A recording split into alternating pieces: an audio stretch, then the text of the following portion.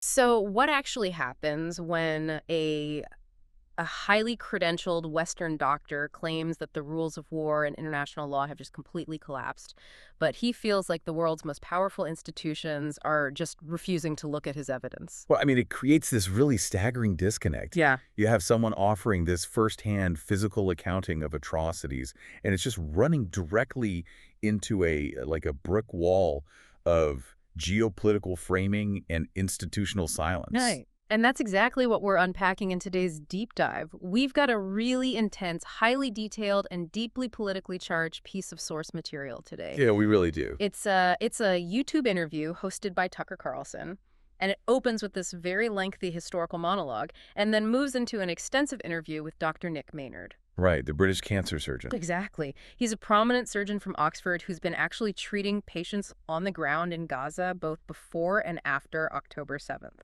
And before we get into the weeds on this, we really need to be incredibly clear about our mission today, because the material here is, well, that's harrowing. Yeah. And the allegations it contains are severe.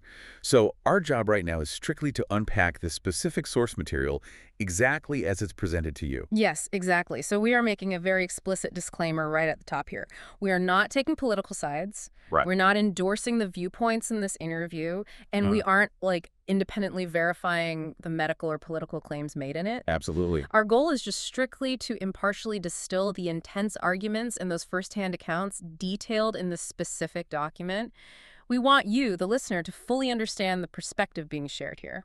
And what makes this specific source so fascinating to analyze is how it basically uses the lens of a medical professional to totally bypass standard political talking points. Yeah, it forces you to look directly at it.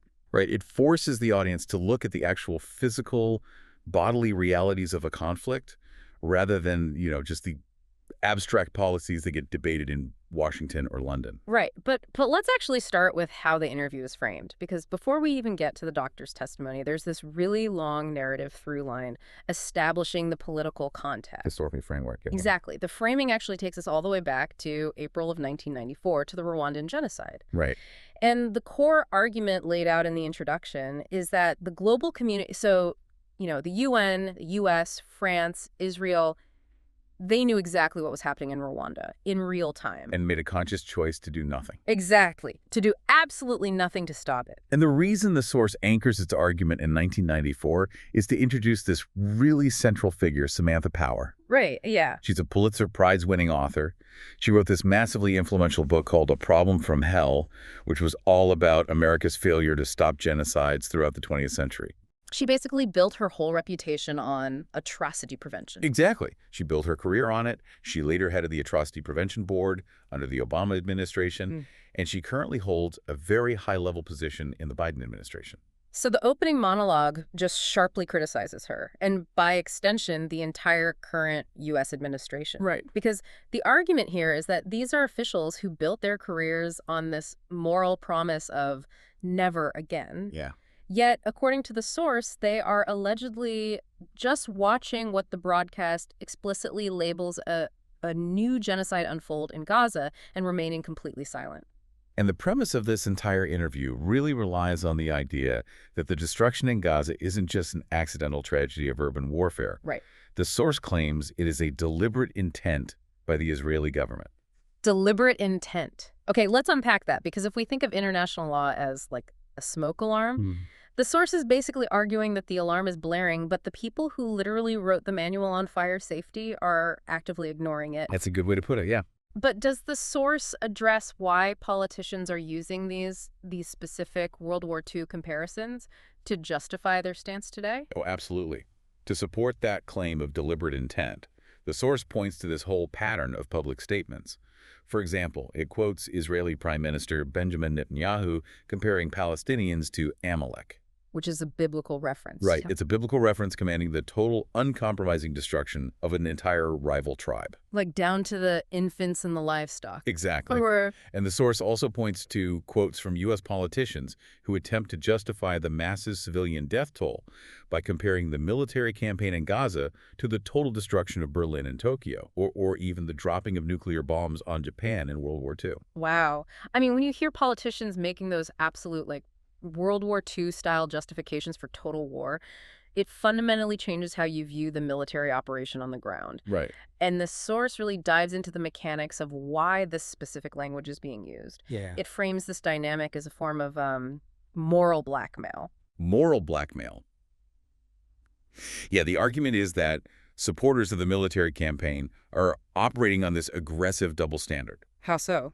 Well, they justify total indiscriminate warfare by claiming they face an absolute existential threat, right? Right. Mirroring the Allies in World War II. Right, okay. But at the same time, the source claims the political environment is engineered so that anyone who objects to the mass killing of civilians or refuses to fund it is instantly branded an anti-Semite or a terrorist sympathizer. So it's a mechanism designed to just shut down debate before it can even start. Exactly. Which brings us directly to what Dr. Maynard actually witnessed when he walked into these hospitals in Gaza. Right. Shifting from the politics to the physical reality. Exactly. Because with that heavy political framework established, the source shifts from the halls of power directly into the operating rooms.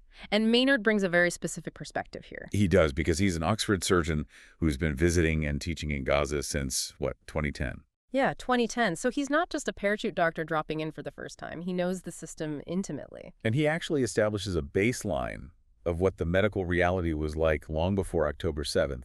He describes the Palestinian doctors as these brilliant, resilient professionals practicing really high-quality medicine. Right. But he emphasizes the mechanics of the blockade they were operating under even back then. It wasn't just a political abstraction for them. No, it literally dictated life and death on a daily basis. He gives this really devastating example of how that blockade functioned in practice. They're cancer patients. Yeah. Before the current war, if he had a cancer patient in Gaza who needed life-saving treatment that just wasn't available there, that patient had to apply for an Israeli exit permit.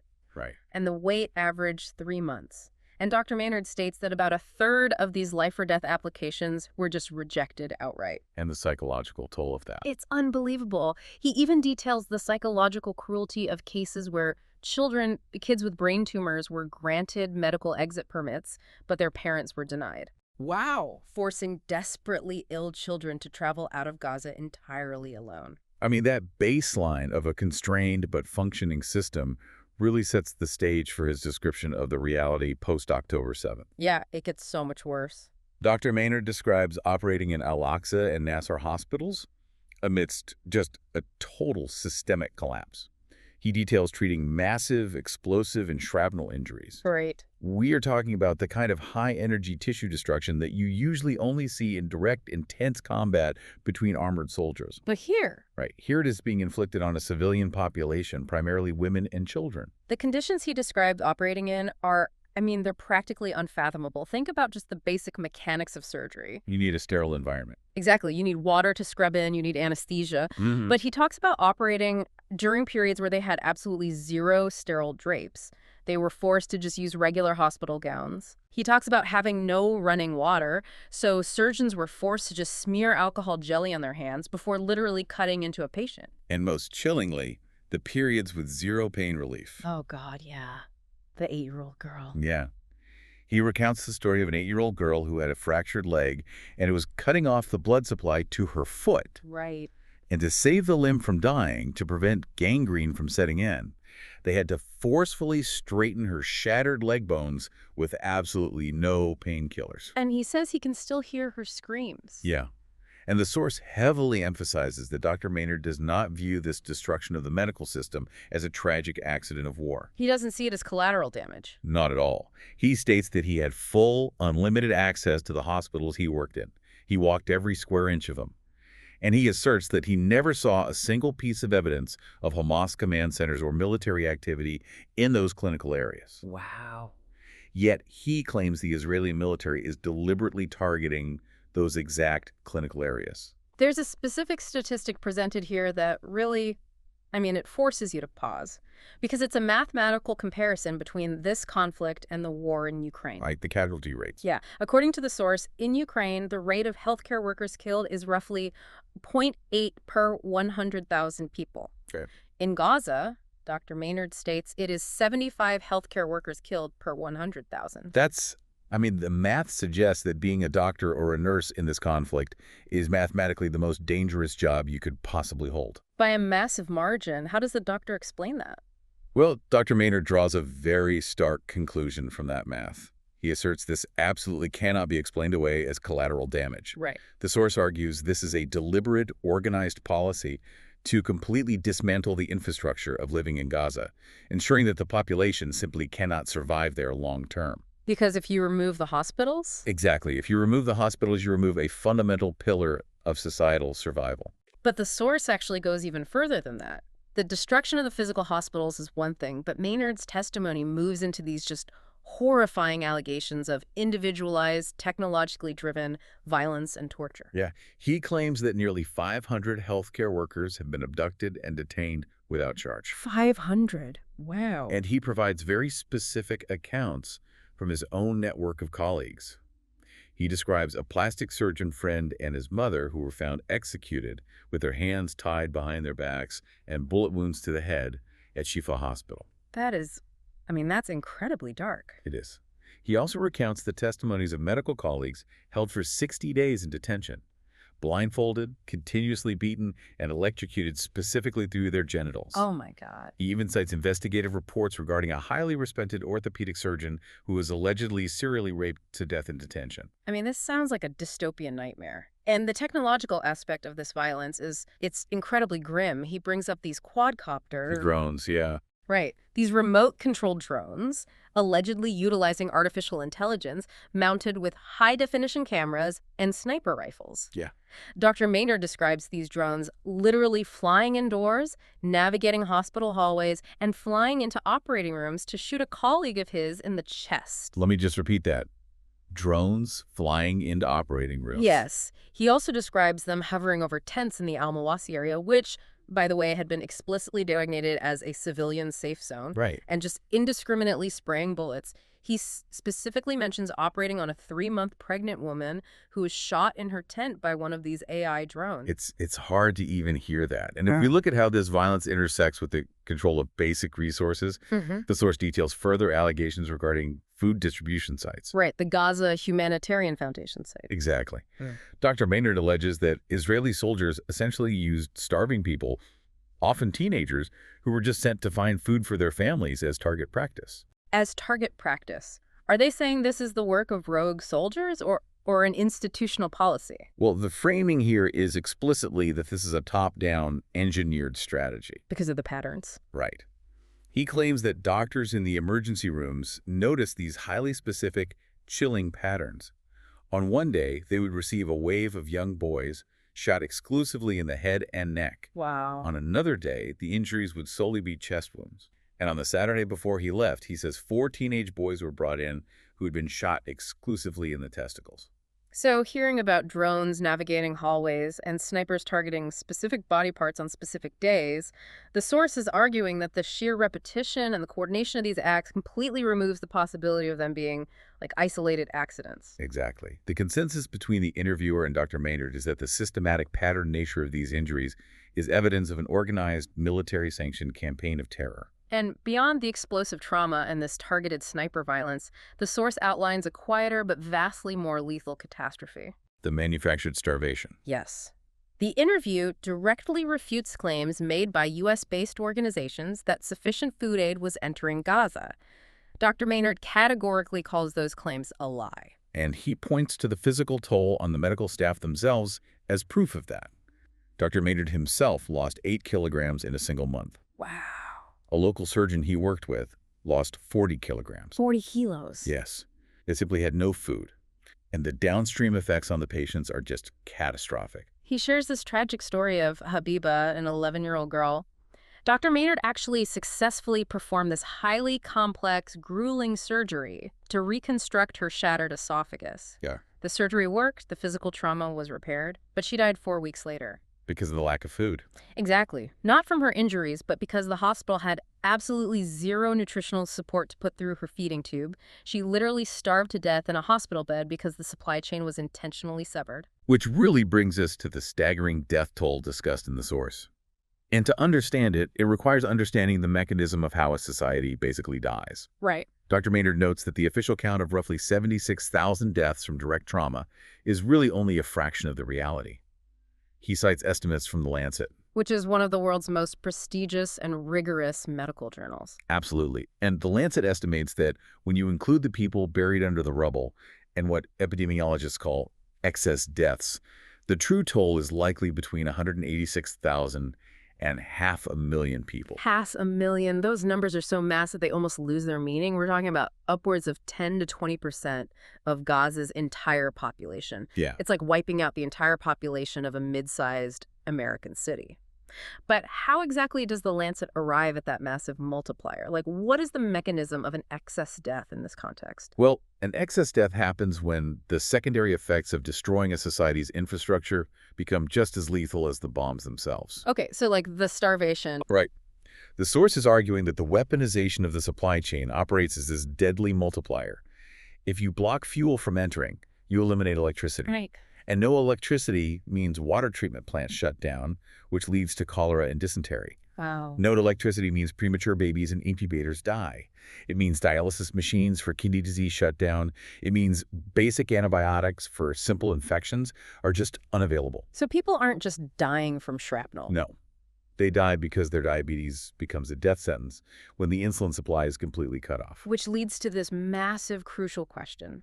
If these claims, the systematic hospital destruction, the excess deaths, the drone violence, if all of this is coming from a highly credible Oxford cancer surgeon who has been physically on the ground, why isn't this the lead story on every network? Right. Because the source concludes by pointing to a massive coordinated media and political suppression in the West. Dr. Maynard actually details his attempts to raise the alarm. He flew to D.C., right? He flew to Washington, D.C. He presented large, color photographic evidence of starved children and targeted violence directly to Biden officials, including Samantha Power, who we mentioned earlier. And what happened? He says they were sympathetic, but took absolutely zero action. He did the same exact thing with the UK Prime Minister. Zero action. He also heavily targets the media in the interview, focusing specifically on the BBC. Maynard claims the BBC outright refused to broadcast his detailed eyewitness evidence. Right. And the source explains the mechanism the media uses to justify this suppression, which is the concept of a false balance. Yeah, let's actually explain how false balance works as a tool of suppression because it's such a vital media literacy concept. You think of it this way. If someone says it's raining outside and someone else says it's sunny, the journalist's job isn't to just quote both of them and leave it at that. Right. Their job is to look out the window. Exactly. But the source argues the media is actively refusing to look out the window. Maynard describes a specific incident where the BBC allowed an Israeli spokesman to falsely claim a highly respected Gazan doctor was a Hamas military commander. Okay. When Dr. Maynard demanded a right of reply to correct what he knew from firsthand experience to be a complete lie about his colleague, the BBC refused. They just said no. Yes.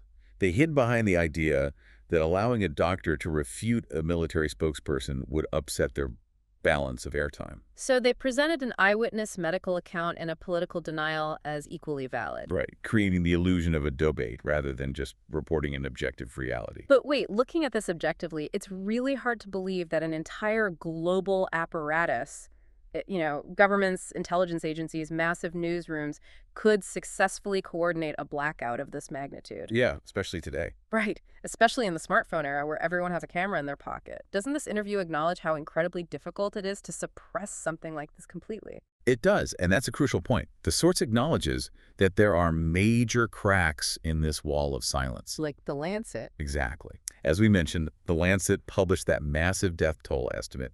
And Dr. Maynard points to brave individual journalists who have actually resigned their positions in protest, backbench members of parliament who are loudly speaking out, and massive peace marches of nearly 1 million people in the streets of London. So the suppression isn't total. No, but the argument the source makes is that the suppression is happening at the absolute highest executive and editorial levels. Mercy. The institutions with the actual power to change policy are enforcing the blackout, even as the general public and independent medical bodies desperately attempt to push back. And the source argues that this high-level suppression is driven by a culture of deep cowardice among Western politicians and journalists. Yeah. Tucker Carlson notes that in the UK, the entire political establishment across all major parties has essentially aligned to silence critics. Going back to our fire alarm metaphor. Yeah, it's not just that the people in charge are ignoring the alarm. The source argues that the definition of anti-Semitism has been aggressively weaponized to essentially tell the public that pointing out the smoke is itself a crime. They are actively dismantling the wiring of the alarm system while the fire burns. Which just leaves the medical professionals on the ground shouting into a void. It really does. We have covered a massive amount of incredibly heavy ground today. We've impartially unpacked a deeply disturbing source featuring an Oxford surgeon's first-hand allegations of systematic hospital destruction, precision violence, torture, and manufactured starvation in Gaza. And we've looked at the sources, strong critiques of how Western media and political institutions are allegedly complicit in suppressing that information. And you might be asking yourself, why should you care about this specific deep dive? Like, why spend time with such harrowing material? That's a fair question. Because regardless of where you fall on the political spectrum, this source forces us to confront how we consume information during a conflict. It demands that we look critically at the massive, glaring gap between what official political channels and major editorial boards are saying and what highly credentialed medical professionals standing on the ground claim to be witnessing with their own eyes. Yeah, it's about recognizing the mechanics of how narratives are built and how information is either amplified to justify war or systematically silenced to hide its actual consequences. Exactly. Which brings us to a final thought. We want to leave you with just something to mull over on your own as you process all of this. Think about the concept of the bystander effect. We usually apply that to a crowded street. Yeah. Someone is in trouble, but everyone assumes someone else will help, so nobody steps forward. Right. But imagine applying that concept on a global, institutional scale. Because after World War II, the international community built this massive system of laws, treaties, and watchdog organizations specifically designed to prevent atrocities. They installed a global fire alarm system built on the promise of never again. But if that system can be so easily paralyzed by political alliances, media framing, and the weaponization of language, as this source so strongly argues it, is who exactly is the international community relying on to enforce the rules of war in the 21st century? Right. If the alarm is blaring, but the people who built the system have the power to just unplug it, is it really a system at all? Or is it just a comforting illusion we sell ourselves? Something to think about. Thanks for joining us on this deep dive.